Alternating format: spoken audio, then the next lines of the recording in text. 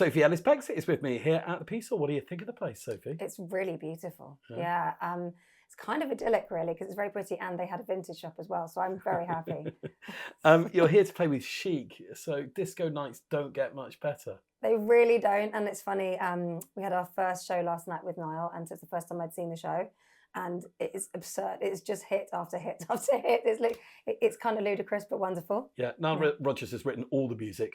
He's written them, or some of them are things he's produced. No, but I mean all the music everywhere, ever. You cannot walk into a conversation any direction in music without bumping into a Niall Rodgers song. He's got his influences everywhere. Yeah. And rather hilariously, we start our set with my version of Crying at Discotheque, which has a Chic sample in it.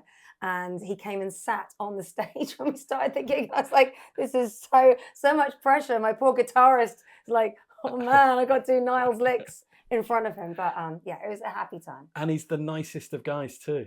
Really nice. And very happily, I did some songwriting with him not that long ago, actually. So we had a really brilliant time in the studio. So yeah. So what's happening with that? Well, I'm making a new record. And so I did 2 days with Niall. Actually, another songwriter called Ed Harcourt, who I've done a lot of albums with. So it was Ed and Niall and I for a couple of days writing a song. So yeah, lots of fun. Very exciting. Yeah, it was exciting. That feels like big news. When Murder on the Dance Floor came out in 2001, did you have any idea that it would go on to be such a big hit? No, in fact, funny enough, I always think of it as one of my school friends' songs, because I have a friend called Alison, and when I first performed it, she'd just been dumped not that long before by a bloke, and she was really sad about it. So when I sang it live for the first time, I dedicated to her.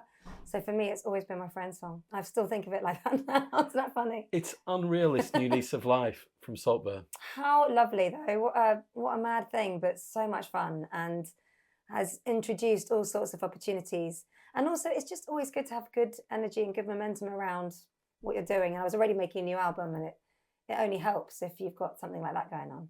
Did you have to give permission for it to be used? I did, yes. So I had a tiny synopsis of how the song would be used, but not lots of information.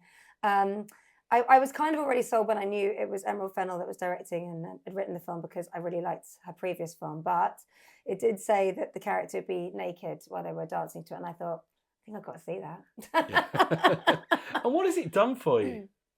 You know what? I think some of it I'm still working out, because it's very recent. I mean, it only really started to go crazy for the song back in January. So some of the, the way that it's sort of trickled down into real life is still kind of something I'm learning. But I think there's been some really obvious big things that have happened that wouldn't have happened without the song doing that. For example, I've just come off my first ever North American tour. And I don't just mean, I tried back in the early noughties and nothing happened. I mean, I literally did nothing in America, not an interview, not a showcase, nothing.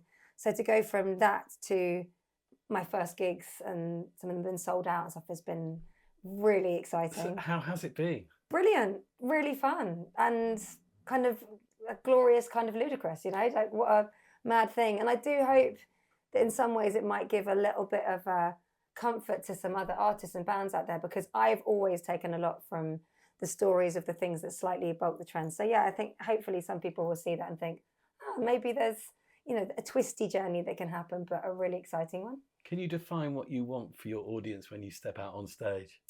Oh, well, I suppose when I do festivals and things, and support gigs actually, I quite like the challenge. So I'm always kind of thinking about the person that's maybe a bit arms folded, not sure. And I'll try and thaw that out. And ultimately, obviously, I'd love to have a dance with them if they're open to it. But I'll settle for a smile on the face if that's at the back and everybody else is clapping and dancing. Sophie Ellis-Bextor, thank you so much. Thank you.